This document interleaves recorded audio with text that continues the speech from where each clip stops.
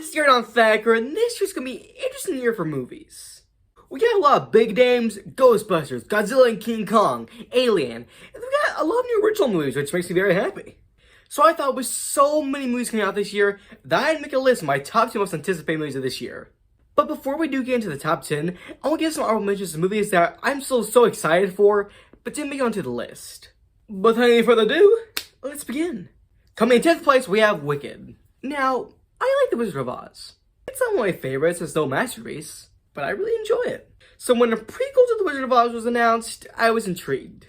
This is going to be an adaptation of the play Wicked, which I've never seen, but I know enough about it. And in 2013, we did get a prequel, Oz the Great and Powerful, which I think is a generally good movie and a good prequel to The Wizard of Oz. So I'm interested to see if this will be a better prequel or not. But originally, this was just going to be an honorable mention. But then I went to Jeff Goldblum's IMDb page, because he's my favorite actor, and I wanted to see what he was up to. What movies do you have cooking up, Mr. Goldblum? And I saw that he'd be playing the Wizard. I'm not very excited for this movie. Seeing Jeff Goldblum in the world of The Wizard of Oz will be amazing. And you can disagree with that. And if you do, you're wrong. Coming in 9th place, we have Despicable Me 4. Now, before I go to the comments or rants about why this is on the list, because I know Despicable Me is the most respected and well-liked franchise there is, it will always hold a special place in my heart. I think the first Despicable Me is a generally good animated movie. Despicable Me 2 is also good. It was the first one I ever saw in theaters, so, you know, kind of changed my life. Minions is okay. Same with Despicable Me 3 and Minions: The Rise of Gru. But I'm just so interested to see what they do with this franchise on its 6th installment. Because we know nothing about this movie except for that it's coming out this year. That's it. This franchise has been going on for 14 years. What else can they do with this story? And how many more movies will this franchise have? Like, you're up to 6. You're above most animated movie franchises.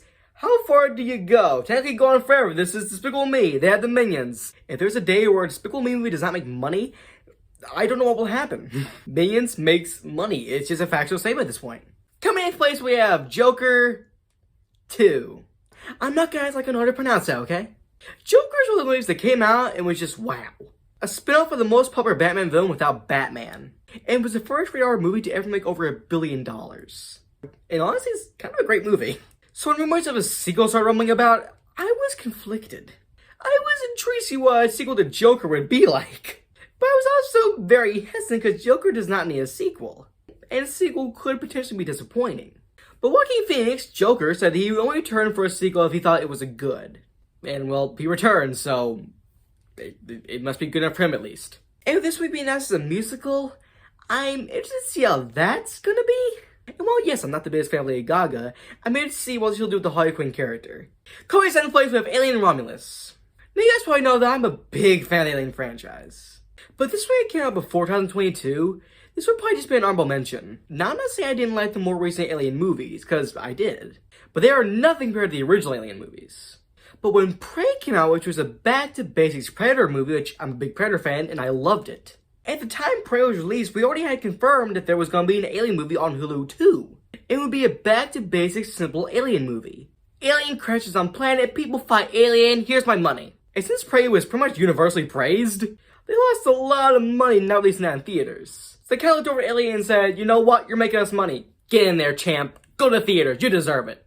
And so I really hope this will be a really great Alien movie. Coming in 6th place, we have Godzilla X Kong: The New Empire. Now at the moment, I'm conflicted with the MonsterVerse. I liked Godzilla. I really liked Kong Skull Island.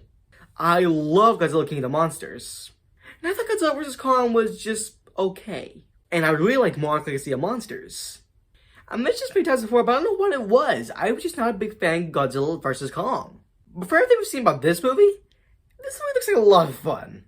And recently, I have kind of liked Godzilla vs. Kong a little better than I did before. And yeah, I'm excited to see King Kong Godzilla beat some giant monsters. I love King Kong, I love Godzilla, so I'm excited for this. I think this has a really good chance to be better than Godzilla vs. Kong, but could also be really worse. Coming in 5th place, we have Beetlejuice 2. You guys should know by now, Tim Burton's my favorite director, and I love Beetlejuice. So when a sequel to Beetlejuice was announced with Tim Burton directing, I was excited. Michael Keaton back as Beetlejuice, Jenna Ortega. And this is Tim Burton's first sequel. I'm interested to see where the story continues and will this be a good sequel to Beetlejuice. Coming in 4th place, we have Inside Out 2. Now if you guys watched the channel for a little while, you guys probably know that Pixar is my favorite movie studio. I always love Pixar, and this year we are graced with another Pixar movie. Pixar's first sequel since Toy Story 4, Inside Out 2. Now, I love Inside Out. It's a great movie. But being honest, no one asked for a sequel to Inside Out. But quite frankly, Pixar needs money. So we're getting Inside Out 2. And to be fair, we only have a teaser so far. This one looks really good.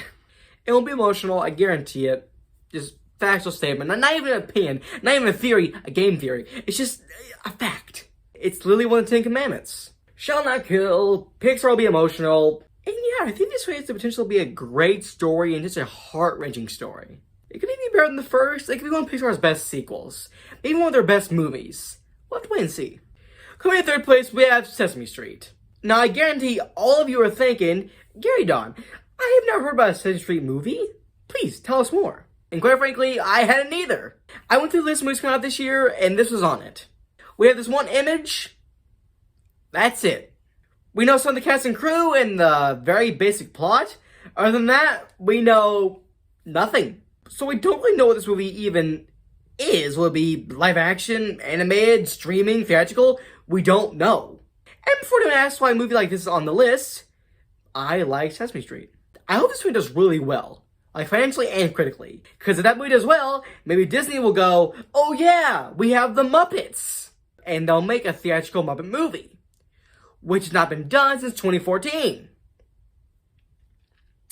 If you couldn't tell, I love the Muppets. So I hope this movie does really well, so that way we'll get a Muppet movie.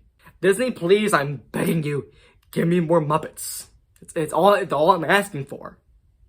It's not making live action remakes. Those two things, all I'm asking for. Stop making so many sequels. Those three things, all I'm asking for. And just be better company. Those four things! Coming in second place, we have Ghostbusters Frozen Empire. Now you guys know that I absolutely love Ghostbusters. The first one is one of my favorite movies. And while yes, Ghostbusters 2 is nowhere near the first film, I still really like it. We don't talk about that one. And I thought it was really good. So I am very, very, very excited for Ghostbusters Frozen Empire. Back in New York, new original villain, old new Ghostbusters alike. Woohoo! Give me this movie right now! Needless to say, I am beyond excited for Ghostbusters Frozen Empire. But coming in first place, this shouldn't really be a surprise. Another installment in my favorite franchise, Kingdom of the Planet of the Apes. Which, side note, I don't think I've ever mentioned that Planet of the Apes is my favorite franchise before. The original saga will always hold a special place in my heart. They're not great except for one, of course, but I still love them. The Tim Burton remake gets way too much hate, and I think it's good. It's not great, but it's good. And of course, the Rise trilogy is my favorite trilogy of all time, along with being some of the best films I've ever seen. So needless to say, when Disney bought Fox, and they said they were going to continue this perfect trilogy, I was kind of split down the middle. On one hand, I love Planet of the Apes. I'm always going to be for a Planet of the Apes movie. You dangle Planet of the Apes in front of me, I'm going to be like a cat with a laser pointer. I want it. Give it to me. On the other hand, War was a perfect ending to a perfect trilogy. So I was afraid the fourth film could tarnish what that trilogy had done. But now we know so much more about this movie.